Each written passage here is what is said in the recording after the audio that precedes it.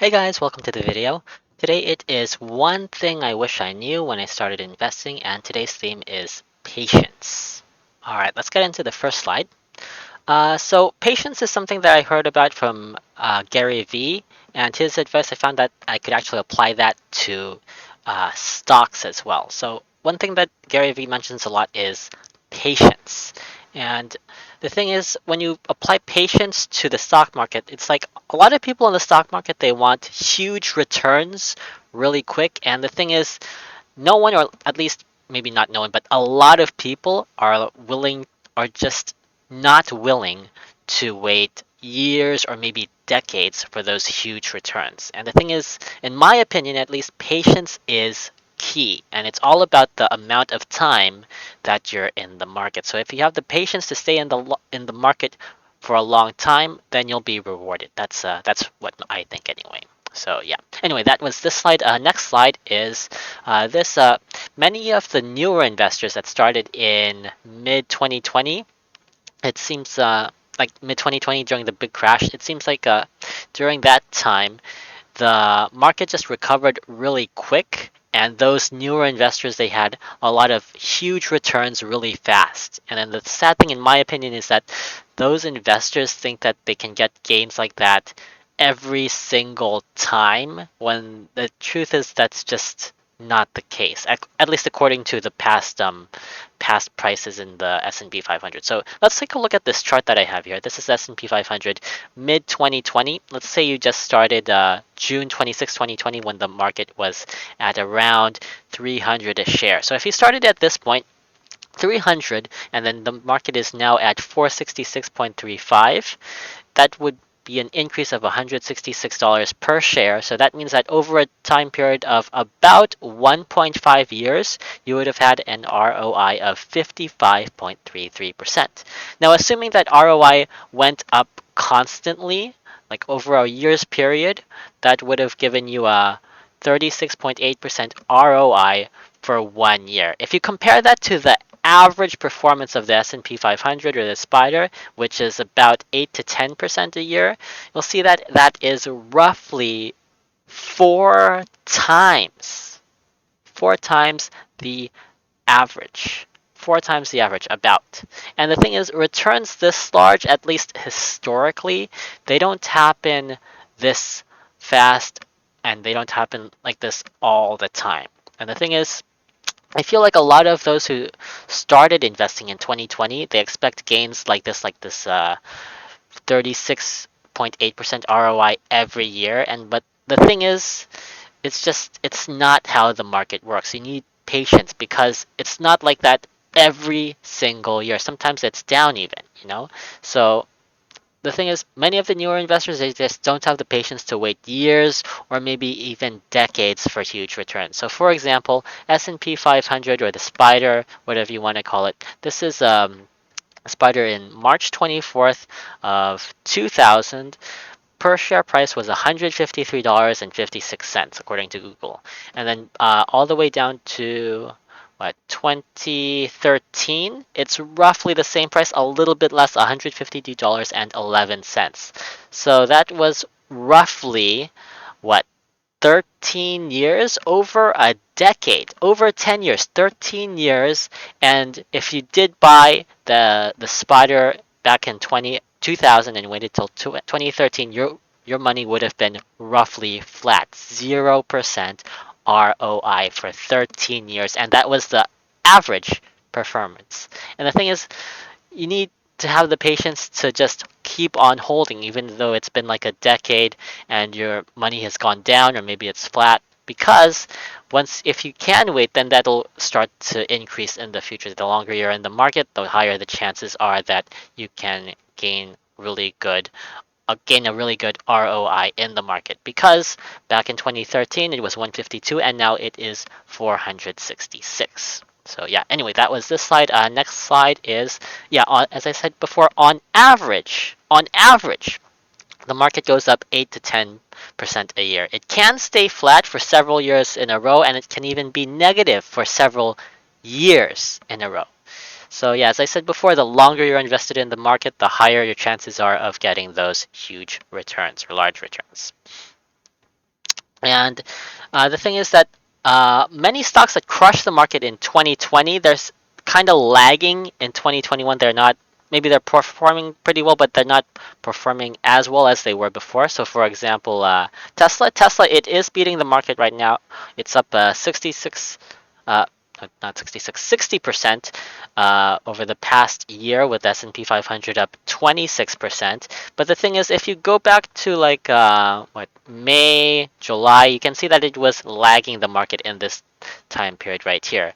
And then same for Amazon. Amazon, that's only up 9% year to date, with the S&P 500 up 26.45%. So it's not performing, it's not even matching the market average for Amazon for this year at least. And then also Mercado Libre, it's in the negative, down 28%, over 28%, with the S&P 500 up over 27%. So that's what it's losing to the market by over 50%. But that's just for this year. If you compare it to, if you take a look at these companies and you take a look at it over a time period of 5 years, which I did here, you can see that over the 5 year period, these stocks are crushing the market. You can see 5 year period, Tesla up over 2,300%, Amazon up over 350%, almost 360%, and Mercado Libre up over 300, not 300, 630%, with the S&P 500 up about 107%. So the key is patience. Patience. And also, the thing is that I feel like there's just too many people who zoom into this small part of the chart. When I say small part of the chart, I mean a period of 1, 2, 3 years, or sometimes even less, sometimes just a few months. So they take a look at the small part of the chart, they zoom into this small 1 month, 1 year, 2 year, 3 year period, and then they start thinking, oh my God, my portfolio is bleeding. It's a bloodbath down here. Everything is down. Everything is red. I didn't do my due diligence properly. And then they start to think short term. They start to think, should I sell and buy another stock? And then the sad thing is, a lot of them do sell. And if they do sell, they miss out on big winners such as Tesla. So, for example, Tesla, if you had bought Tesla back in like 2017, you can see 2017 to around like a little before 2020, 2017 till around the end of 2019, it was pretty much flat. I'm pretty sure if you zoomed in, you'd maybe be in the negative, maybe down 50% in some areas. And then that's like what, 2, 3 years of it being flat, maybe in the negative. They're thinking my portfolio is bleeding, and then they sell. If they did sell at this point, maybe they bought here 2017 and then they sold mid 2019. Look what they would have missed out on in 2020, 2021. They would have missed out on these crazy gains. So, yeah, that's the thing. Patience. And the thing is, sometimes a lot of people think they already missed it. They'll see the same stock, same company, Tesla, already up 2,378% since 2017, and then they will think they already missed the stock. They think, oh, Tesla, it's not a good company anymore. It already went up so much. I should not invest in it. I should just sell it. And the thing is, winners in general, they keep on winning. So you should not sell. You should hold on and sell if you need the cash to pay for something, like something important, like maybe your kids like going to college. You need to pay for your kids' college tuition. Maybe you want to buy a house, you got to pay for the house. Maybe you need a new car, you got to pay for the new car. Then in that case, if you need the money, then you would sell it, because that's the reason why you invest. You invest to increase your money, and then you need that money to buy stuff. So if you need to buy stuff, then sell it. But the thing is, sometimes people, they don't sell because they need to buy something. They sell because they don't see the gains really quick. They sell because they see all of this flatness here, and that's just not a good reason to sell if you think the company is still good, if you think the company is still making good products. So yeah. Anyway, Amazon example will be coming up in 2 slides. Let me just did this slide really quick. So this is the reason why I like to hold. As long as the company still provides great products and services, such as Zoom. I personally use Zoom, and I think it's a good service. I'm still holding it, even though it is down about 52.69% year over the past year, with S&P 500 up 27%. So it's lagging the market by almost almost 80%, losing to the market almost 80%, but I'm still holding it.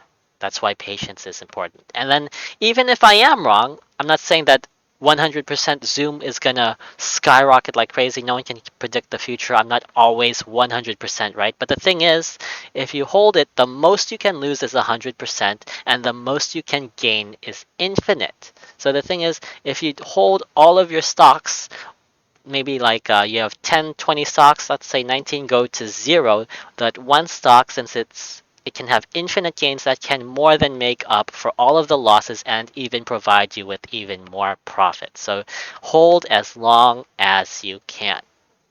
So yeah, that was that site. Next is the Amazon example. So yes, this is Amazon. The thing is, it could take years, maybe even a decade or more for a company to skyrocket. And when it comes to investing for the long term, patience is key. Even if you think you missed a stock. So let me get back to this missed a stock example right here with this Tesla thing. I said sometimes they think they already missed like Tesla. It's up like crazy. Let's look at Amazon. So Amazon, let's see, back May 8th, 1998, price of Amazon per share, this is split adjusted, of course, $7.70. And then about a year later, it went up to $85.50. So if you had invested in Amazon back in May 8th, 1998, and then you had waited till April 1st, 1998, you would have had an ROI of a little over 1,000%, 1,010.39%, and that's pretty damn large. It's huge, over 1,000% ROI. That's just insane. And then the thing is, a lot of people think, oh, it went up 1,000%. I missed the stock, and they would not buy it at $85.50. And let's say some people did buy it at $85.50 back in April 1st of 1999. If they had bought it and then held it all the way until September 4th, 2009, it would have been down to $78.87. So that means that they would have lost money. They would have been holding the stock, Amazon stock, for over a decade, over 10 years, and they would have been losing money over that time period. 10 years! Just imagine that. You're holding a company 10 years and you are down in the negative with the S&P 500, the market up, rising. You're getting crushed for 10 years. But maybe you think the company still has good products. Maybe you even use Amazon, you like their services, and then you look at this and you're like, you know what, I'm gonna sell it. So let's say you sold it in 2009, and then all of these gains here, all of these gains that just came all at once, you would have missed out on that. So even if you did manage to hold on, if you had the patience to hold, and you bought at $85.50 back in 1999, and you did hold out until now, where the price is at $3,483.42 a share, you would have had an ROI of 3,974%. That is a lot more than the gain from 1998 to 1999, which is a little over 1,000%. And even better, if you had bought back when it was $7.70, and you did not sell when it was at 85.5, when you saw that 1,000% gain, and then maybe you held through over a decade of it being flat. You held on for all of those years. You had the patience to hold all of those years. You would have had an ROI of 45,139.22%. Just crazy gains like that. So that is why patience is really important when it comes to investing in the stock market for the long term. So yeah, anyway, that was my presentation for today. Last slide. If you are new to the channel, and you want to check out some more videos, I have a lot more videos in the playlist section, so feel free to check out the playlist in this part of the YouTube channel. Two playlists in particular that I would recommend is getting started in the stock market. If you're newer to investing in stocks, I would recommend checking out either the whole shares edition or the fractional shares edition. If you already have a brokerage account and you can only get whole shares, I recommend following the whole shares edition. If you do have a brokerage account and it lets you buy fractional shares with a brokerage such as Fidelity, I would recommend this one right here. And there's a lot of other playlists in the channel as well. Feel free to check it out. I'm not going to read every single one of them, but just to let you know that you will find some that are not related to stocks, and that's because this channel is not 100% stock related. I do make maybe like 80% stocks, 90% stocks, and then some videos on some other stuff. So yeah. Anyway, if you are interested in checking out the portfolios, you can check them out for free in the Google Sheets link down below. Google Sheets has all of the stocks in those portfolios and what I'm getting. If you want to find out what I will be getting in the future, I post that information on the Discord for free. Discord is linked down below. So yeah, Discord below and also Google Sheets below. Anyway, that's it for today's video. Thanks for watching, and I hope you guys have a good day. Bye.